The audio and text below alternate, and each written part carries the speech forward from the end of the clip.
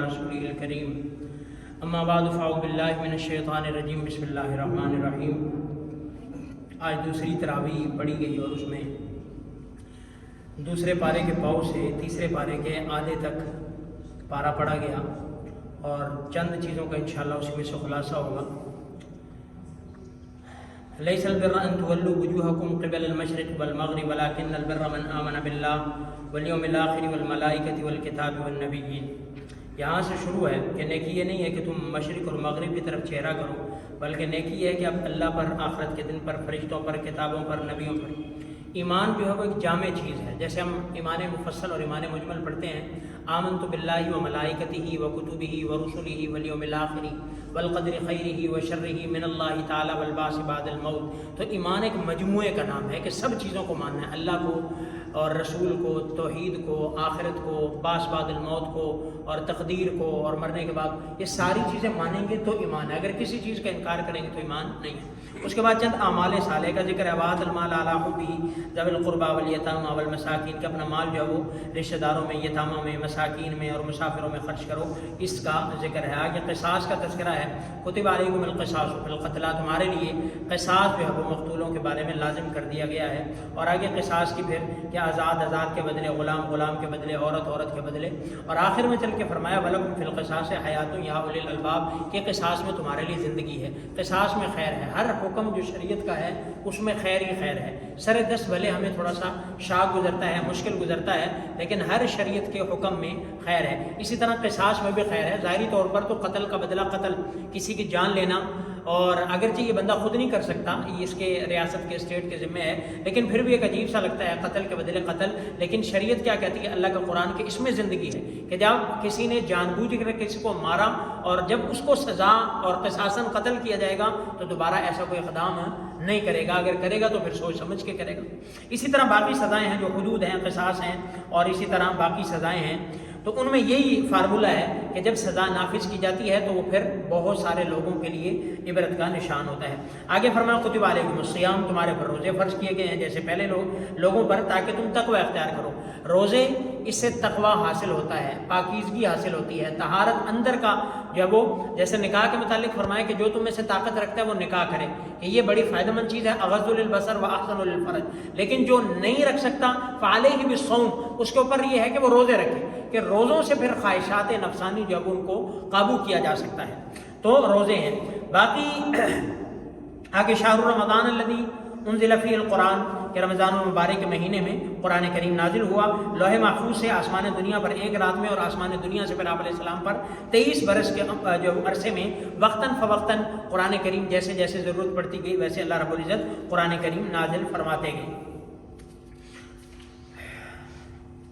اس کے بعد تذکرہ ہے یسألونک عن الخمر والمیسر قل فیہما اسم کبیر، شراب ہے، جوا ہے، فرمایا کہ اس میں بتا دو قل فیہما اسم کبیر، یہ کبیرہ گناہ ہے، بڑا گناہ ہے ان کا، ومنافع للناس، لوگوں کے لیے فائدہ بھی ہے، لوگوں کے لیے۔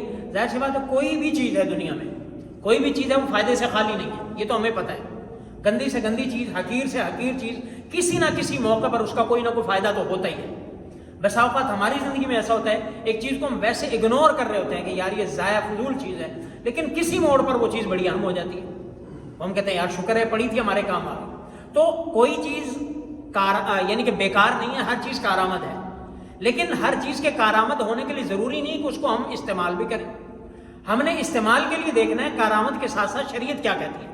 اگر شریعت اجازت دیتی ہے تو ٹھیک ہے، نہیں دیتی تو پھر ہم اس کو نہیں کھاتے۔ اب گوشت تو سارے ہی ہیں، گوشت تو سارے کے، گائے، بکرے، بھینس، ان کا بھی ہے، اونٹ کا بھی ہے، ہرن کا بھی ہے، اور اسی طرح چکن کا بھی ہے، باقی چیزوں کا بھی ہے، سارے ہیں۔ اور اس کے ساتھ ساتھ خنزیر کا بھی ہے، کتے کا بھی ہے، گدھے کا بھی ہے، داوے، گوشت تو سارے ہیں، لیکن ہم نے وہ کھانا ہے جس کا ہمیں شریعت نے اجازت دی ہے۔ دودھ تو سارے ہیں، دودھ تو ہر جانور کا دودھ ہے، لیکن ہمیں جس کا حکم ہے، جس کی اجازت ہے، ہم نے وہی کرنا ہے۔ تو ہر فائدہ مند چیز بھی ایسے ہی ہے کہ ضروری نہیں ہر فائدہ مند چیز، چوری کی چیز بھی تو فائدہ مند ہی ہوتی ہے، آپ کسی کی چیز چرا لیتے ہیں وہ بھی تو فائدہ مند ہی ہے، لیکن ہمیں اجازت نہیں ہے۔ ہمیں تو کسی کا ایک سوئی بھی بغیر اجازت جو ہے وہ فائدہ لینے کی اجازت نہیں۔ تو یہی خلاصہ ہے کہ شراب میں بھی فائدہ تو ہے، فائدہ تو ہے، جو پیتے ہوں گے انہیں پتہ ہوگا کہ اس سے جو بھی فائدہ ہوتا ہے، یا جوا ہے اس سے بھی فائدہ تو ہوتا ہے، بندہ جیت جائے تو راتوں رات جب وہ اوور نائٹ امیر ہو جائے، لیکن بات یہ صرف ہم نے فائدہ نہیں دیکھنا، ہم نے اللہ کا حکم بھی دیکھنا۔ اور اللہ کیا کہتا ہے؟ اسم کبیر، یہ گناہ ہے، رجسن، یہ گندگی ہے، لہذا فاجتنبوہ، سے اجتناب کرو۔ تو اس لیے ہر کارآمد چیز کا ہمارے لیے استعمال کرنا یہ ضروری نہیں، بلکہ کارآمد کے ساتھ ساتھ شریعت کیا کہتی ہے پھر اس کے بعد آگے طلاق کا مسئلہ ہے۔ طلاق مرتان فامساک بمعروف، طلاق جو ہے ابغض المباحات اس کو کہا جاتا ہے کہ جتنی چیزیں اللہ نے حلال کی ہیں ان میں سے ناپسندیدہ ترین چیزوں میں سے طلاق ہے۔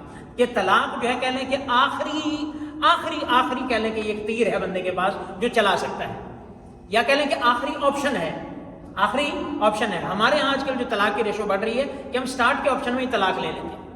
طلاق آخری حل ہے، طلاق آخری آپشن ہے کہ بڑا کوئی نبھا نہیں ہو رہا، بڑی کوئی مشکلات آ رہی ہیں، بڑا کوئی کٹھن ہو چکا ہے، تو پھر ٹھیک ہے آپ اس کا آپشن استعمال کریں۔ یہ تفرقہ یغنی اللہ کلا من سعتہ، اگر جدا ہو گئے اللہ ہر ایک کو نصیب میں کرے گا، دے گا، لیکن نبھا کرنے کی کوشش کرنی چاہیے، چھوٹی چھوٹی باتوں پہ ختم بھی نہیں کرنا چاہیے، کوشش بھی کرنا چاہیے۔ ایک رشتہ ہے، مضبوط رشتہ ہے، چلے تو 80 سال چلتے ہیں، اس میں سے نسلیں نکلتی ہیں، تو اس لیے کوشش یہ کرنی چاہیے کہ چلانے ہی کی کوشش کرنی چاہیے، چلانے کی کوشش ہے کرنی چاہیے۔ یہ نہیں پھر سارے کے سارے جو ایک ہی گھر کے اندر، گھر ایک میاں بیوی کا ہے لیکن بچے 3 کیٹیگری کے ہوں گے۔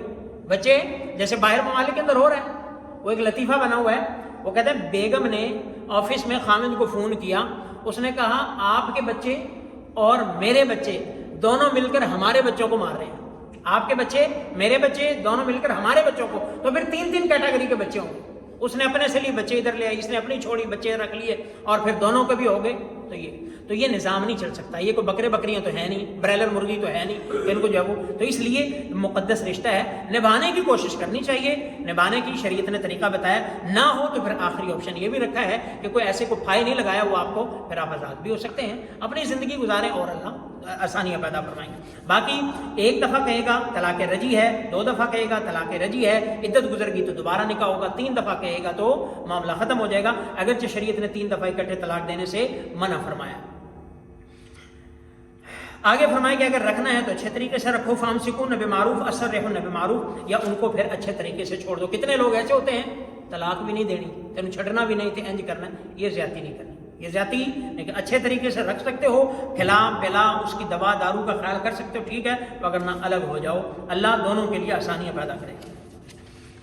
آگے تیسرا پارہ ہے جی، تلک رسول فضلنا بعضهم علی بعض، کہ ہم نے رسولوں میں بعض کو بعض پر فضیلت دی، اور یہ پوری کائنات میں ہر چیز میں ایسا ہے، بعض چیزوں کو بعض پر فضیلت، لوگوں میں بھی ایسا، نیکوں میں بھی ایسا، رسولوں میں بھی ایسا، بھائیوں میں بھی ایسا، گھروں میں بھی ایسا، اور بہت جو بھی چیز لے لیں، دنوں میں بھی ایسا، مہینوں میں بھی ایسا۔ مثال دن لے لیں تو جمعے کو فضیلت ہے، مہینہ لے لیں تو رمضان المبارک کو فضیلت ہے، راتیں لے لیں تو لیلۃ القدر کو فضیلت، تو ہر چیز میں جو ہے وہ کہہ لیں کہ فضیلت اور مقام اور مرتبہ اس کا ڈفرینس ہوتا ہے، اور یہ مقام فرق مراتب کرنا چاہیے۔ تو رسولوں میں بھی ایسا ہی ہے، اور سارے رسولوں میں درجات مختلف ہیں، لیکن جیسے میں نے پہلے کہا کہ ہم سارے رسولوں کو مانتے ہیں، سب پر ایمان رکھتے ہیں، لیکن ہم پیارے پیغمبر علیہ السلام کے شریعت کے مکلف ہیں، آخری نبی وہی ہیں۔ آگے آیت الکرسی، اللہ لا الہ الا هو الحی القیوم، آیت الکرسی کا جو ہر فرض نماز کے بعد آیت الکرسی کا اہتمام کرتا ہے، اس کے بارے میں کہ اس کے اور جنت کے درمیان صرف موت کا حائل ہے، جیسے روح قبض ہوئی سیدھا جنت میں، اور دوسرا یہ حفاظت کے لیے بھی، آپ کی حفاظت، جو صبح شام اس کی تلاوت کرتا ہے اللہ اس کو جب اس کی حفاظت فرماتے ہیں، تو کوشش کی جائے آیت الکرسی کا اہتمام کیا جائے۔